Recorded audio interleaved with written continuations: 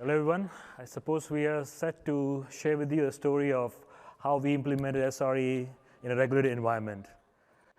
Before we start, let me give a quick introduction about DBS Bank. Thanks, Kyle, for touching base on that. But DBS Bank is the largest bank in Southeast Asia.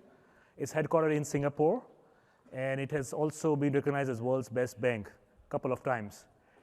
So now coming back to regulators, what is the first thing that comes into your mind when I say regulators? Anybody from the crowd? Sorry? Rules. Audits. Audits, yep. Nice. What comes into your mind, Fabian? Compliance, governance, authority figure. I think if you roll all three up, it sums up to parents.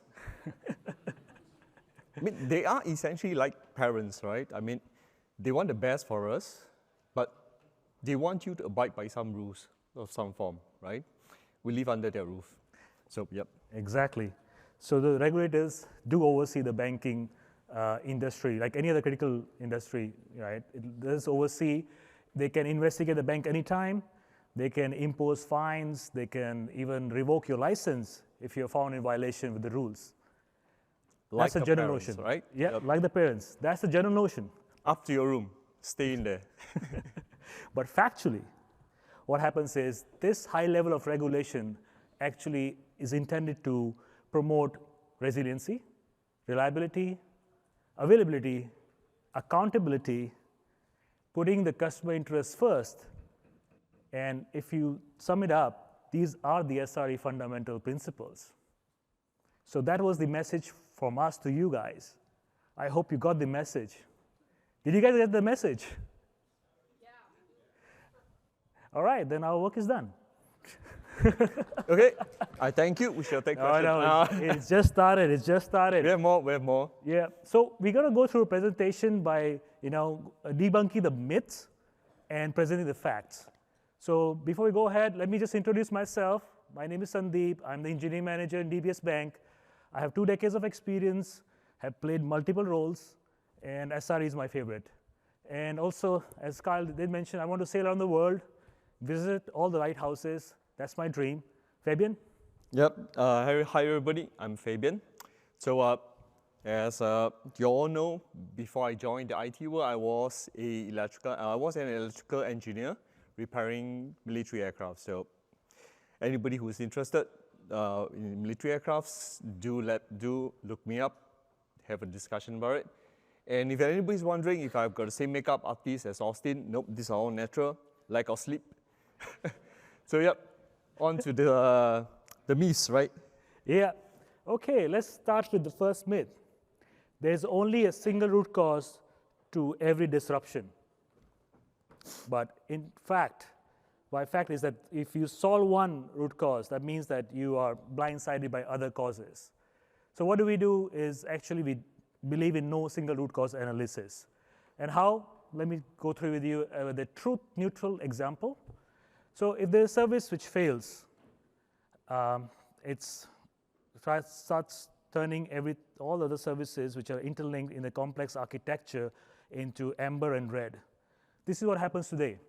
If we had a simple architecture like in a decade ago, then we could have just used a linear way of doing retrospectives, and with the 5 whys, we could have just got the root cause, which could be a long-running query on a database.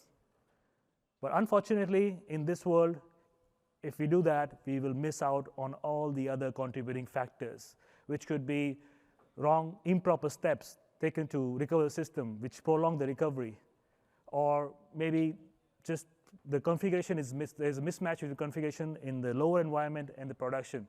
These kind of issues we will be blindsided by that. And what will happen is these things will become actually the major disruption in the coming future. So we don't want to miss those, and that's why we believe in the single root cause. And how we do no single root cause, and how do we do that is we created this DBS vision tree. Basically, we cultivate a blameless culture within the bank, with psychological safety, where everybody can speak up without any repercussions. Leadership support, we have a great support from our C-levels, where everybody is able to contribute without any inhibitions. Continuous learning, we provide constructive insights and achieve collaboration. And with collaboration, what we also do is we also kind of help to make sure that everybody can work together and burn all the bridges, or maybe we can say build the trust and overcome the any kind of conflicts. And data-driven analysis, we don't believe in anything like a hindsight bias viewpoint. We only believe in doing retrospectives based on data. So that's what we do to cultivate this, or the blameless culture. And the results we strive for is transparency, which means the same data is available to all the employees across the bank. We do knowledge sharing, where we learn from the incidents and share across the bank to make sure that everybody is aware of what they have to do in their respective applications or services. Recognition, we recognize the people who recover the systems and also participate in the retrospectives. We also believe in continuous improvement with the learnings we get from the incidents. Plus, we have committee teams which work in a very great collaboration across the whole organization, like a horizontal organizations we have, and accountability, which is very important because we always believe in forward-looking accountability, not in the backward. Okay, so these things help us to kind of make sure that we see the inevitable failures as learning opportunities and improve our systems' shortcomings. With this, the first myth is busted. I'll pass it to Fabian now for the second myth. Thanks, Sandeep. So second myth, right? I mean, if you're wondering, if you have more beefs to bust, yes, there is, right? Second myth is do not break what is not broken. Now, I just want to take a moment there, right? Focus on the word not broken. I will circle back to that in a bit, right? But for most part of the time, right, a lot of us would default to the thinking of do not break what is not broken. What is seemingly not broken, what is seemingly working well. But I think it's what is on the surface seemingly working well is having some underlying risk that we might not know of, right? It's not really a matter of whether it will break, it's a matter of when it will break, right? That is us. But humans, all of us, right, we always default to this why reinvent the wheel mindset. You break it, you buy it mindset, right? Don't touch it, right? Everybody say, don't touch it, leave it alone. Now, the thing here is we're just avoiding the inevitable. Things will eventually break, right? It will break. So which is why it is important for us, right, to go uncover the unknowns, right? Like Murphy's Law, right? What will go wrong? Well, will go wrong, right? It will go wrong, right? It can go wrong at some time. Now, to the fact, chaos testing as a new norm. Now, why do I say chaos testing is a new norm, right? Or rather, it should be the new norm. It's because it allows us to uncover the unknown, right? It will be surprised at what you find, to be honest, right? It is really about understanding the underlying risks that might have crept into your system, right? With the rise of computing, cloud computing, containerizations, microservices, systems are becoming more and more distributed. And with distributed system, right, it has inherent risk. It is much more difficult to manage and debug, unlike that of a centralized system, as we had like a decade ago, thereabout. So it is important for us to know what has crept into our system. Because microservices, distributed systems are nothing but just a collection of components, right, in a single system. It helps us to be more agile, to be more modular, but these introduce a risk. At every juncture that we introduce a new change, a new feature, a new microservice, there is a degree of risk and unknowns that might get introduced into a system, right? And rightfully, I think all of us know, we can't manage the unknowns because it's unknown to us. We need to know something is there, before we can even effectively manage it. Now, why is the bank doing this? Like I said, to answer that, I think let's just rewind a bit, right? I think DBS Bank, we started our SRE journey, we're relatively young in this journey. We started it in 2020, right? And we have began this SRE journey by transforming our applications and our people. Because we believe, right, that both needs to be moving in sync at the same pace, right? Transforming our applications, transforming our people, uplifting them. Now, this was going well for us. We have seen improvements, we have toil reductions, we have optimizations. But in 2021, there was a digital disruptions in our environment that makes us realize that there's more to do. It makes us realize that there are still unknowns that are not being uncovered, right? Which makes us a bit less prepared when it comes to, a digital disruptions that will happen. It's not a matter of if, but it's a matter of when it will happen. And one of the areas that we wanted to dial up was chaos engineering, right? Chaos testing, right? Because, right? So chaos engineering will allow us to discover unknown. And to do that, we have actually built a tool of our own. I think this might look familiar to some of you all. You all might have collected some of the plush toys at our booths. If you have not, sorry to say, we have ran out, but yes, this is Raccoon. Yes, it is our in-house tools. We have built this tool to serve us since 2020. But like I said, it was only in 2021 that we realized the importance of uncovering unknowns, which is why to date, we have actually increased our attack vectors for Raccoon, right, to 60 plus attack vectors, and it is still growing. And also, we have also integrated in our CI/CD pipeline, along with automated functional testing as well. So allow easy adoption, allow the ease of use.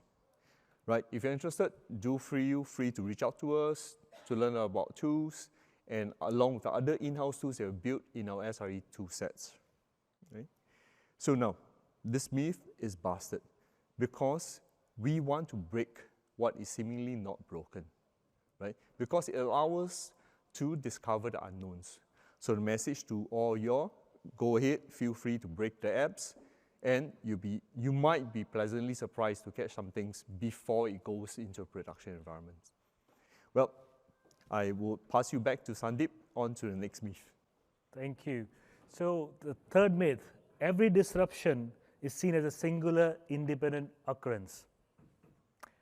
But the fact is, the data-driven insights actually uncover bigger picture.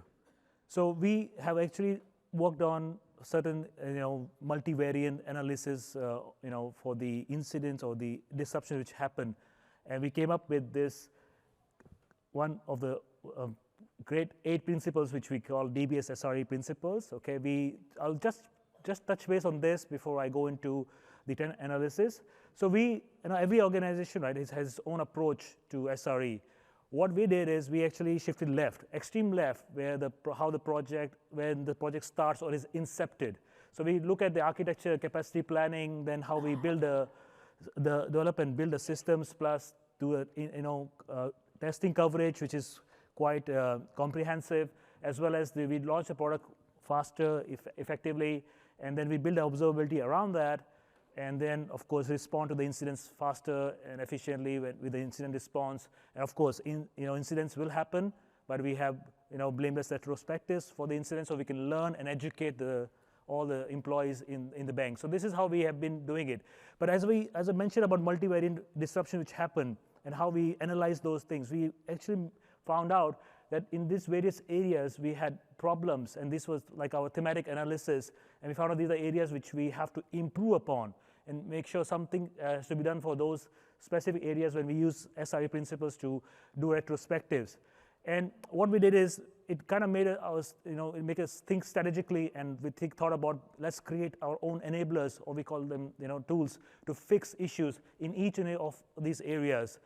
And what happened with that is actually we were able to reduce a lot of those incidents which are happening, especially in those areas. I'll just go through all the tools which we have created in-house. So for architecture capacity, we use CAPE, the prediction engine for capacity. We have launch readiness, which makes sure that our code is of a high quality and secured. Then we have SVGenie, which is a service virtualization tool, which we use for testing. And as Fabian touched base on Raccoon already, so which is used for chaos testing. And then we have orchestration engine drone, which helps us to actually release faster in multi-cloud environment, as well as we use error budget observability. We have a tool called Errornomics, which is used to kind of measure the error budgets. And then incident response, we use DARE, which is an auto remediation engine for DBS.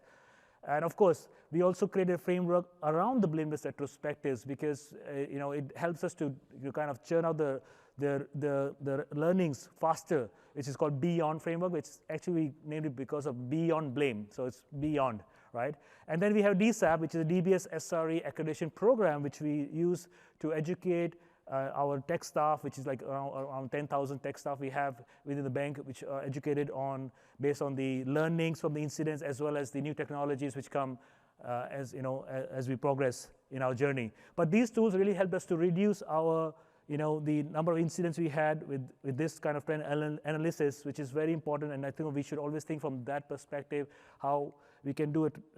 Look at the data and discover the much more critical insights which kind of missed if we always think that incident is one-off case. It's not like that. So hence, the myth is busted. I will pass it back to my friend Fabian to summarize.